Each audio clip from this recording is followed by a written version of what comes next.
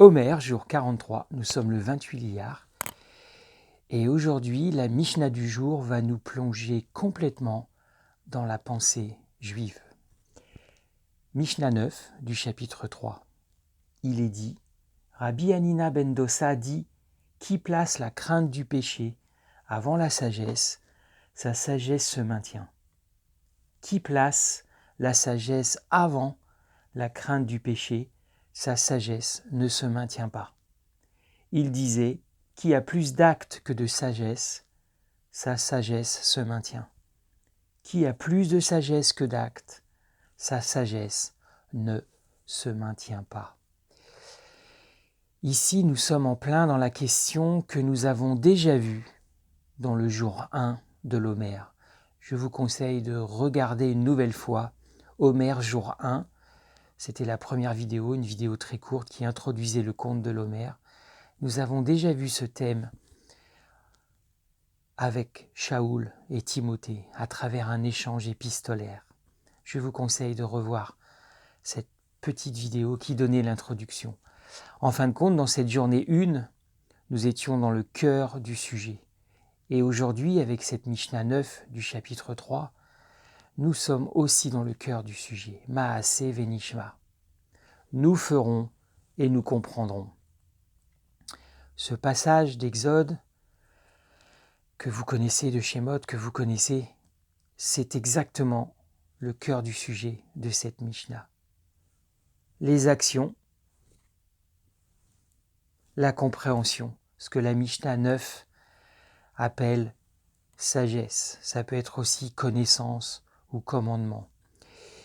Si vous lisez des commentaires de sages sur cette Mishnah, notamment Rambam ou le Rav Yonah, vous verrez que leurs commentaires sont très très défiants pour nous et peuvent vraiment nous aider à progresser.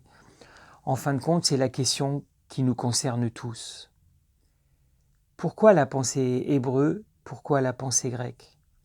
Dans la pensée grecque, et peut-être dans notre éducation, la plupart, vous avez été dans une école occidentale, avec un mode de programme, un mode d'enseignement plutôt occidental.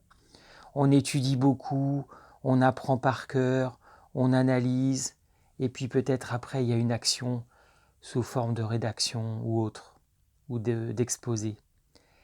La pensée juive, c'est le contraire. C'est ce que Shemot 24 exprime. Au pied du Sinaï, le peuple hébreu n'a pas dit « Ok, nous allons écouter, bien analyser, bien étudier, et après nous mettrons en pratique. » Non, c'est l'opposé. Nous allons mettre en pratique, et ensuite ça va nous aider à mieux comprendre. C'est exactement ce que le Rav Emmanuel Rodriguez disait il y a quelques semaines, dans un échange questions-réponses, j'en ai déjà parlé. Pour ceux qui se posent des questions, si vous voulez commencer un cheminement messianique, c'est pas la peine d'étudier le Talmud de A à Z, d'avoir des diplômes à droite et à gauche et d'étudier 8 heures par jour. Il nous avait donné des choses toutes simples. Commencez par mettre en pratique le Shabbat.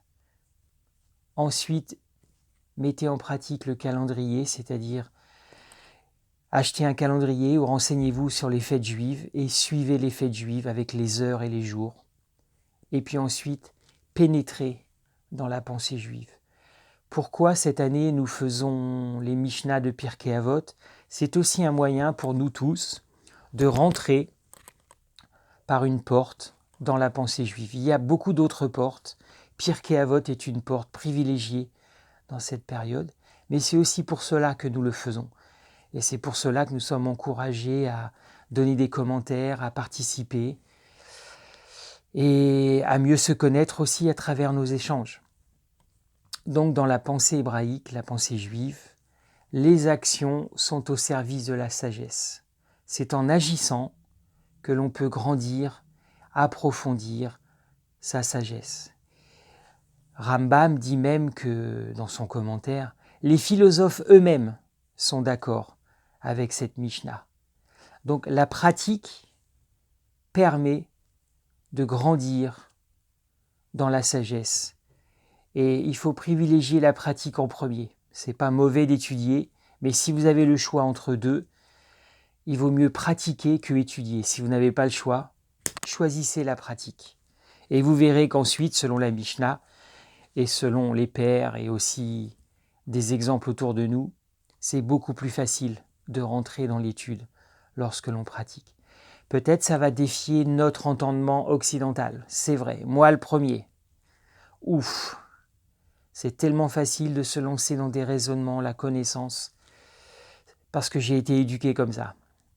Et de renverser cette logique, c'est compliqué. D'une certaine façon, nous sommes appelés à faire une substitution, à remplacer, mais une bonne substitution, à remplacer le mode de fonctionnement occidental par le mode de fonctionnement hébraïque. C'est pas évident, mais nous sommes appelés à ça dans la Mishnah 9. Et la Mishnah 9 nous montre même l'inverse. Si on a un comportement, des actions qui ne sont pas dans le droit chemin, entre guillemets, ça va être très compliqué de continuer l'enseignement, l'étude, et petit à petit, la sagesse va se perdre, le découragement va se perdre.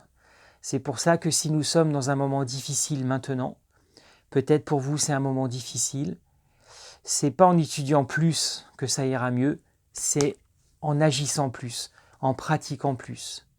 Visiter les malades, faire des choses précises dans la maison ou avec les collègues, au travail, dans la famille ou dans le village ou dans la ville, ou ne pas faire certaines choses, peut-être arrêter de pratiquer certaines choses. Vous savez que arrêter de pratiquer certaines choses, c'est aussi pratiquer en fait. On pratique, on met en action.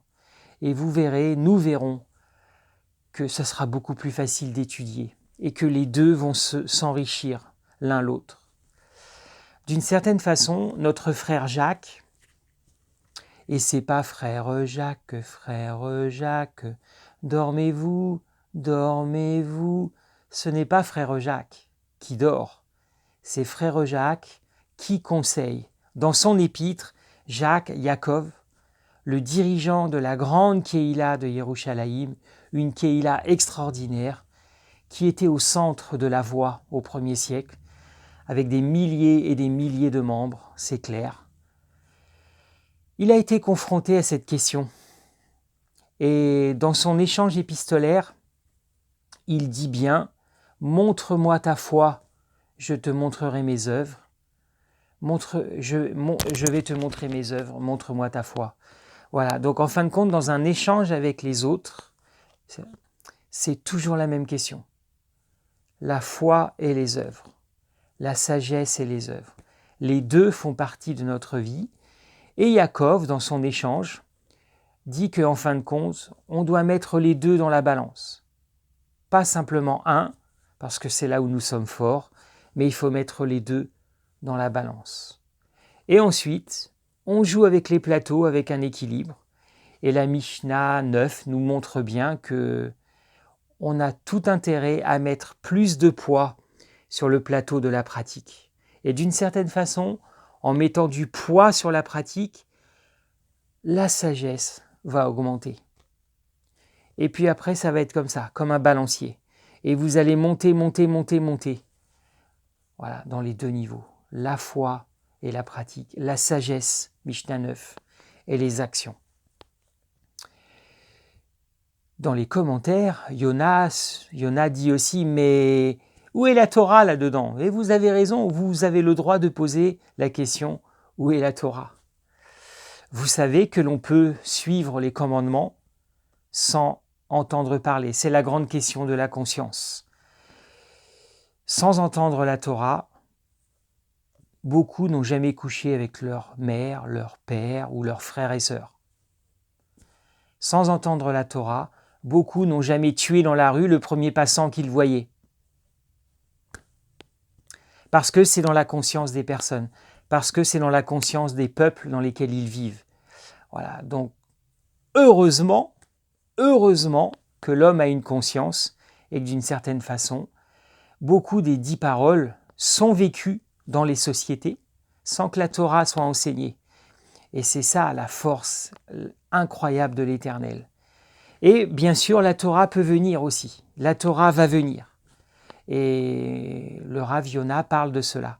Oui, on peut avoir la sagesse sans avoir entendu en détail les commandements de la Torah. Bien sûr, on doit aller les chercher. C'est pour ça que la Bible dit, en Romains je crois, qu'ils sont beaux les pieds de ceux qui annoncent de bonnes nouvelles.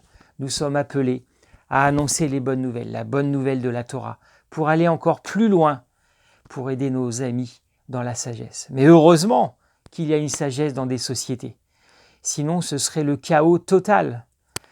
Et la Torah arrive dans des peuples qui ont déjà une certaine sagesse, et tant mieux si, sans le savoir, on peut déjà pratiquer certaines paroles de la Torah dans les sociétés.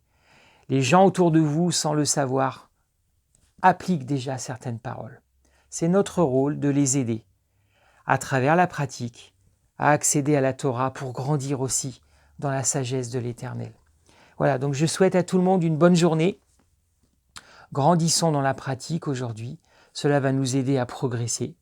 On retrouve le thème d'hier. Et faisons la bonne substitution. Au lieu de penser à la grecque, pensons à la hébreu. Bonne journée à tous les amis et à toutes les amies de Beth Shoresh. Et on se retrouve demain. Au revoir les amis.